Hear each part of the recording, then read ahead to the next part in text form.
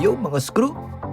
Dito kami ngayon sa City Center para mamili ng mga kailangan ni Malos. Ano na sa likod mo? Bandang building. London Tower. Bago to mga screw. Tagal na namin di napunta kasi dito eh. Paglabas ng metro, meron na palang tulay na diretso sa loob ng mall. Mas madali na to para di natatawid sa daanan sa sasakyan. Dito kami namili sa Pets and More. Sakto, 50% off sila sa lahat ng items. Magsasara na pala kasi sila kaya ganun. Namili kami ng shampoo, towel, toothbrush, pabango, treats para kay Malos. Tsaka laruan na din. Mamaya makikita na natin yung totoong laki niya pag pinaliguan natin siya.